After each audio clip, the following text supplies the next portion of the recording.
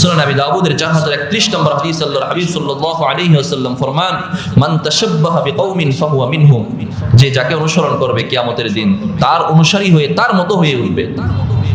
একটা ঘটনা বলছিলাম, একদম আমার চাক্ষুষ, চুল কাটতে গেছি, যাওয়ার পরে শিলনের মধ্যে এক বাচ্চা বসছে। বাচ্চা বলতেছে, আমাকে এই অমুক খেলোয়াড়ের মতো চুল কাটা দেন, আমাকে অমুক খেলোয়াড়ের মতো। বাচ্চা একটা সন্তান বলতেছে অমুক খেলোয়াড়ের মতো চুল কাটা দেন। কিয়ামতের দিন যখন আল্লাহ বলবেন, ঠিক আছে তুমি কই যেতে চাও, জান্নাত না জাহান্নাম? তো সে তো বলবেই জান্নাতে যেতে চাই। তখন আল্লাহ যদি বলেন, ঠিক আছে তুমি যাদেরকে চিনো তাদের সাথে জান্নাতে যাও, তো সে তো কোনোদিন আবু বকরকে চিনবে না, সে তো কোনোদিন ওমরকে চিনবে না, সে তো খাব্বাব রাদিয়াল্লাহু আনহুকে চিনবে না, সে তো কোনোদিন মুআবিয়া রাদিয়াল্লাহু আনহুকে চিনবে না, সে তো কোনোদিন উসমান রাদিয়াল্লাহু আনহুকে চিনবে না, সে তো কোনোদিন আবু হুরায়রা রাদিয়াল্লাহু আনহুর নামই শুনে নাই। সে তো শুনছে এই মেসি নেইমারের নাম, কারণ তার মতো চুল কেটে সে বড় হয়েছে। কারণ সে জন্মের পর থেকে তার বাবা তাকে মেসি নেইমারের পোশাক গায়ে জড়িয়ে দিয়েছে। জন্মের পর থেকে দেখেছে তার বাবা জমি বিক্রি করে এই জার্মানি আর্জেন্টিনার মতো দেশের পতাকা কিনেছে। সে তো ওটাই চিনবে, সে তো দেখবে ও আমার চুলের মতো আরেকজনের চুল, তার মানে ওটাই আমার অনুসরণীয় ব্যক্তি। সে তো ওইদিকে দৌড়ে যাবে, গিয়ে দেখবে ওটা জাহান্নাম ছাড়া আর কিছুই না। কথা কি ঠিক আছে না ভুল আছে? এবার বুঝে নেন যে আপনি আপনার সন্তানকে, পরবর্তী প্রজন্মকে কোন জায়গার দিকে ঠেলে দিচ্ছেন। 5 নাম্বার, কাফেরদেরকে অনুকরণ করা হয় এই খেলাধুলার মধ্যে, তাই এগুলো আমরা করতে পারি না।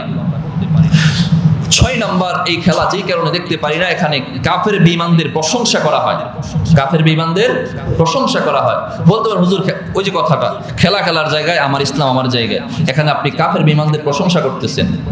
হ্যাঁ, মাশাআল্লাহ, যে একটা গোল দিয়েছে এবারের খেলার মধ্যে, এটাই হলো সেরা গোল।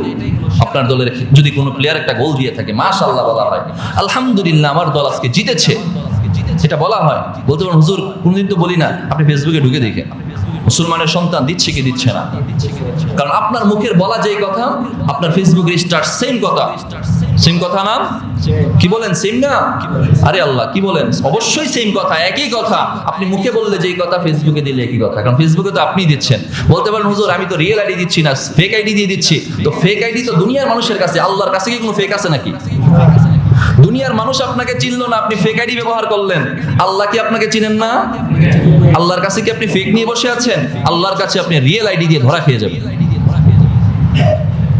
কথা স্পষ্ট ভাই, আমার কথা স্পষ্ট।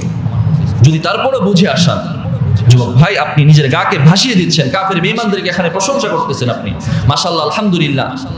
সমসাময়িক ফতোয়া হলো, এই খেলাকে কেন্দ্র করে, হারাম জিনিসকে কেন্দ্র করে মাশাআল্লাহ বলা, আলহামদুলিল্লাহ বলা, তাদের দুঃখে কাঁদা, তাদের সুখে হাসা, এটা হারাম। স্পষ্ট এটা হারাম। মুসনাদ বাজ্জাজের হাদিসের বর্ণনা, আল্লাহ হাবিব সাল্লাল্লাহু আলাইহি ওয়াসাল্লাম ফরমান, ইদা মুদিহাল ফাসিকু গাদিবা রব, যখন কোনো ফাসিকের প্রশংসা করা হয়, তখন গাদিবার রব, তখন আল্লাহ তাআলা রাগান্বিত হন। আল্লাহ তাআলা রাগান্বিত হন এবং আল্লাহ তাআলার আরশ পর্যন্ত কেঁপে ওঠে। আল্লাহর আরশ পর্যন্ত কেঁপে ওঠে যখন কোনো ফাসিকের প্রশংসা করা হয়। তাহলে আমি আপনি বসে এদের প্রশংসা করতেছি, তাহলে আল্লাহর আরশ কেঁপে ওঠে, আল্লাহ রাগান্বিত হচ্ছেন আমার উপর। তাহলে আমার ভালো হবে কোথা থেকে? সারা রাত খেলা দেখে দিনের বেলা আল্লাহর কাছে যাচ্ছি, আল্লাহ আমার ব্যবসার মধ্যে একটু বরকত দেন, আল্লাহ আমার চাকরিটা যেন হয়। তো সারা রাত আল্লাহর নাফরমানি করলাম, আল্লাহ রাগান্বিত হয়ে আছেন আমার উপরে। 4টার সময় উঠে এই খেলা দেখতে উঠতে পারে, কিন্তু এই মুসলমানের সন্তানকে 4টার সময় কোনোদিন তাহাজ্জুদের জন্য ডেকে ওঠানো গেল না।